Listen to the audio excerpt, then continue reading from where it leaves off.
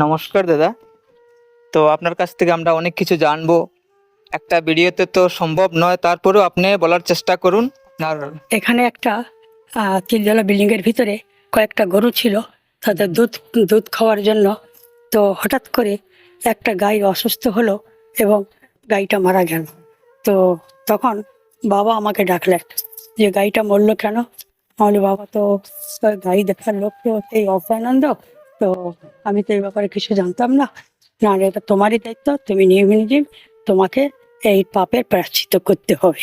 কি করে হবে? না, তোমাকে চলে যেতে হবে, পাড়ায় পাড়ায় ভিক্ষা করতে হবে। সেই তোমাকে বলতে হবে আমি গাইটা মেরে ফেলেছি, আর আমার পাপের প্রায়শ্চিত্তের জন্য আপনারা কিছু ভিক্ষা দেন, এই কথা তোমাকে বলতে হবে। তো আমি বেরিয়ে পড়েছি। নিজেইদা বললেন, সর্বানন্দ যাও, এখনই যাও, তুমি পাড়ায় যাও, ভিক্ষা করে আসো। তারপরে আবার বাবা ডাকলেন, বলে কোথায় ভিক্ষা করতে যাবে জানো? গলায় গামছা দিবে, আর যারা নাকি বিজন সেতুতে হত্যা করেছিল তাদের বাড়িতে যাও।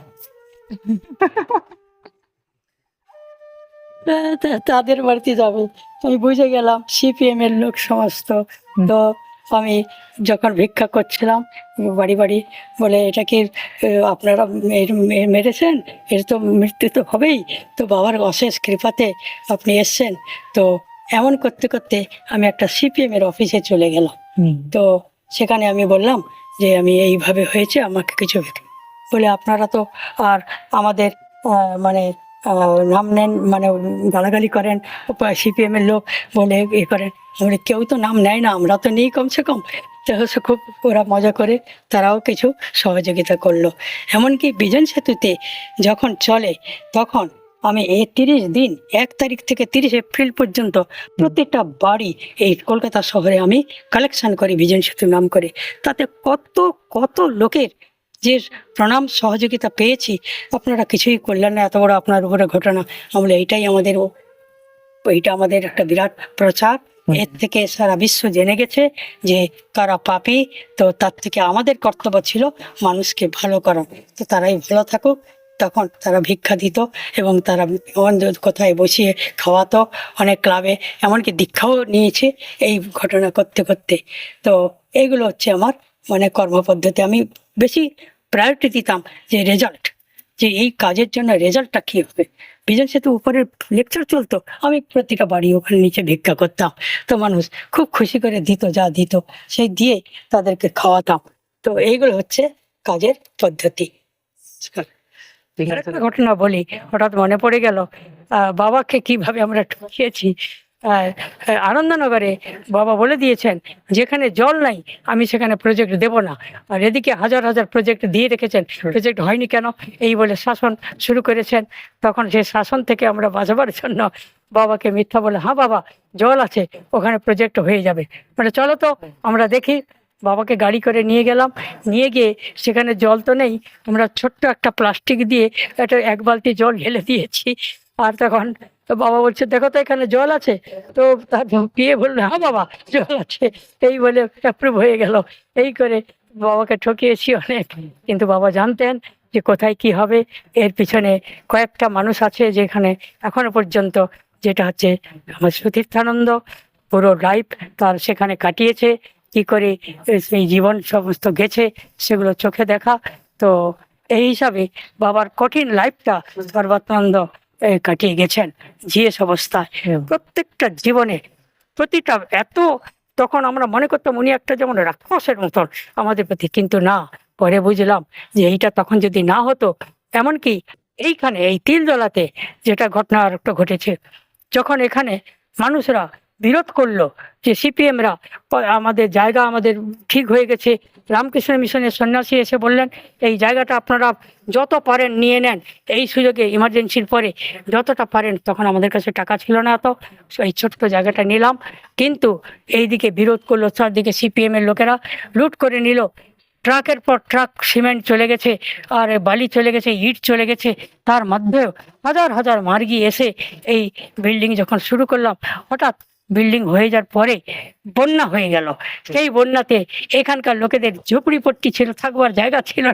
তারা এসে এই বিল্ডিং এ আশ্রয় নিল, তাদের খাবার দিলাম, 1 মাস পর্যন্ত থাকার পরে তারা শান্ত হলো, পজিটিভ হয়ে গেল। তারা আমাদের পজিটিভ হয়ে গেল। এই ঘটনা পর্যন্ত এখানে ঘটেছে। আরেকটা ঘটনা বলি, যখন পাখি পশু নিয়ে কথা চলছিল বাবার এই মৃত্যু অবস্থায়, তখন যেদিনকার বাবার দেহ পুরানো হবে 6 দিন রাখা হয়েছিল, 21 থেকে 26, সেই দিনকার লাস্ট দিন বাবার ডেড বডিটা আসবে এখানে।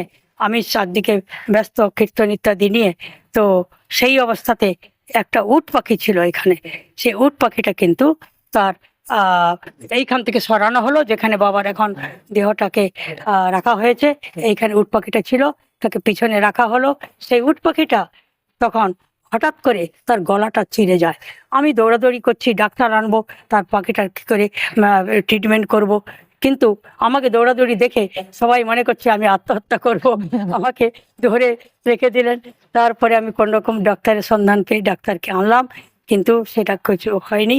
পরে সেই উট পাখিটা আবার মারা যায়। ও। এই যখন আমরা নিয়ে গেছিলাম, যাওয়ার পথে বাবা চলে যাওয়ার পরে আনন্দনগর যাওয়ার পথে উট পাখিটা মারা যায়। মানে কত সালে মিশনে এসেছিলেন? আমি 1971-এ আমি মিশনের সঙ্গে জড়িত, কিন্তু আমি জানতাম না যে বাবা অ্যারেস্ট হয়েছেন এবং ওয়ানে জড়িত।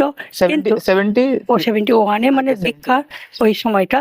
তারপরে 78-এ 76-এ আমি সন্ন্যাসী হতে চলে যাই। 74-এ আমি সন্ন্যাসী হতে চলে যাই।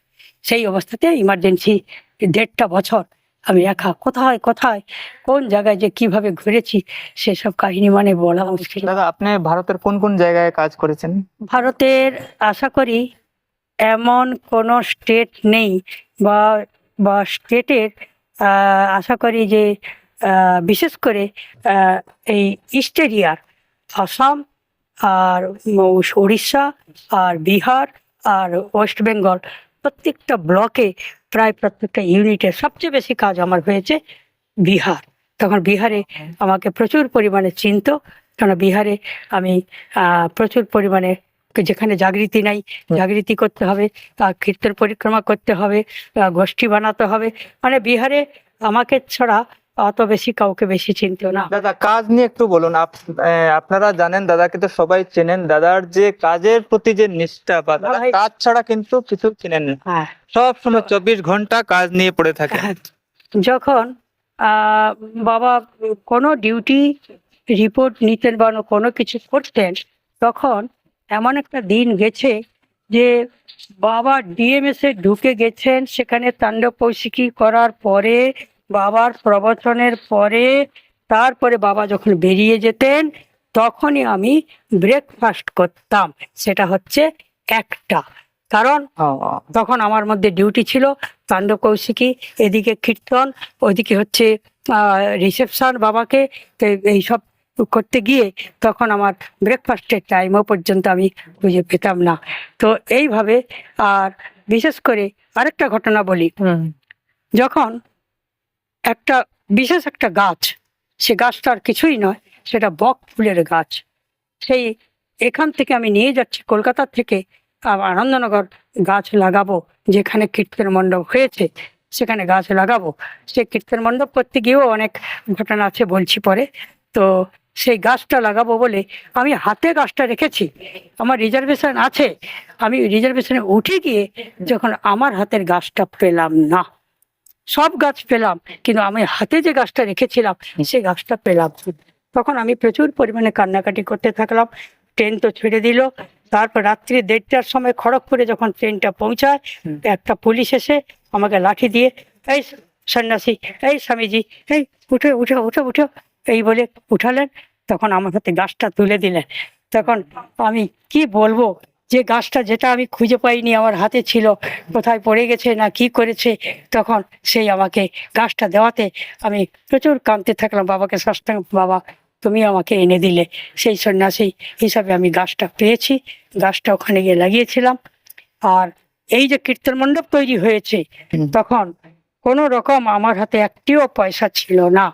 বিদেশে আমার HPMজি 2-3 জন পোস্টিং ছিলেন, তাদের মাধ্যমে যখন শুরু করলাম, যে একটা মণ্ডপ বানাবো। কি করে বানাবো? নিজের ছক কাটলাম, নিচের তলা, মাঝখানে, উপরে 3 তলা হবে, মাঝখানে পাইপ থাকবে, আর চারদিকে বসে সবাই সাধনা করবে, আর কীর্তন পার্টি নিচেরা তারা গাইতে, মেন পার্টিটা লিডিং পার্টি উপরে থাকবে, তার মাঝখানে সন্ন্যাসীরা থাকবে, নিচে মার্গীরা থাকবে। এইভাবে বানাবার প্ল্যানিং করে কীর্তন মণ্ডপ শুরু করলাম। সেই কীর্তন মণ্ডপ বানাতে গিয়ে সেখানে যে সমস্ত অর্গানাইজেশনের ভিতরে ঘটনা ঘটলো সেগুলোর ব্যাপারে আমি কোনো মতে কোথাও আমি ইনভলভ হইনি, কোনো অবস্থাতে। তারপরে পরে শুনলাম অনেক কিছু ঘটনা কোথায় হয়েছে, কোথায় কিছু হয়েছে। পুলিশ যখন এলো তখন অ্যারেস্ট করার জন্য, তখন আমাকেই টার্গেট করলো অ্যারেস্টে, কারণ আমার কোনো রকম কোথাও প্রমাণ নেই। তখন টাকা নিয়েছে ওদের থেকে, পুলিশ আমাকে নিয়ে গেল, ঝালদাতে বসলাম, ঝালদা থানায় থাকলাম। সেখানে এত গল্প বলতে থাকলাম, বিদেশের গল্প সব, আমার গার্ডিয়ানকে পেয়ে গেলাম পুলিশ, আর সেখানে গল্প বলতে বলতে আমি ঘুরে বেড়াতে থাকলাম। তারপরে ঠিক কোর্টে এসে চপ, তোমার কিছু নেই, কোনো জেল জরিমানা কিছুই নেই। অর্থাৎ আমার লাইফে 4 বার আমি অ্যারেস্টেড, আমার নোটিশ এসছে, আমি অ্যারেস্ট হইনি, এ পর্যন্ত জেল দেখিনি। কিন্তু একবার জেল দেখেছি। সেটা কোথায় না, উড়িষ্যার একটা শহর আছে, যেটা শহরটার নাম ভুলে যাচ্ছি, জাস্ট সেই টাউনে একটা জেল আছে, সেখানে আমাদের মার্গি ভাই আছে, জেলের পুলিশ। সে বললেন, দাদা আপনি একবার জেলে আসুন না, আমাদের অনেক দীক্ষা হয়ে যাবে। তো আমাকে নিয়ে গিয়ে আমাকে জেলে ঢুকালেন। ঢুকে দিয়ে সমস্ত কয়েদিরা এলো, সেখানে আধ ঘন্টার মধ্যে তাদেরকে প্রায় 20-25টা দীক্ষা দিয়ে দিলাম। আর তারা ব্রেকফাস্টটা নিয়ে এলো, সেখানে সব মিলে 1 ঘন্টা ছিলাম। যখন বেরোচ্ছি তখন জেল অথরিটি গেটে ধরেছে আমাকে, এখানে কেন, কোথা থেকে এসছেন, কোনো দেখি তোমার কোনো কাপড়, কোনো কিছু। তখন আমি বললাম আমি আনন্দমার্গের, আর আনন্দমার্গের জন্য আমাদের এই ভাই আমাদের আছেন, আমি সেভাবে এসেছি। তখন আমাকে অনেক প্রশ্ন করলেন। তখন আমি প্রাউড নিয়ে কথা বলতে থাকলাম, প্রাউডিস্ট ইউনিভার্সাল, এটা আমরা করবই, এত কিছু ঘটনা ঘটেছে, জ্যোতি বসু এবং এখানে ইন্দিরা গান্ধী সব ফেল হয়েছে, অতএব এটা ভেবে রাখুন, আমরা এসছি আপনাদের মুক্তির জন্য। যাক, আমাকে ছেড়ে দিলেন। পরে কিছুদিন পরে যখন তাদের রেজাল্ট হলো, যে কজনকে সাধনা শিখেছিলাম তারা সবাই নির্দোষী হিসাবে মুক্তি পেয়ে গেল। এইটা একটা বিরাট ঘটনা ঘটেছে রায়রংপুরে, এটা উড়িষ্যা, ও এটা উড়িষ্যায় পড়েছে। উড়িষ্যার মধ্যে। তো এইসব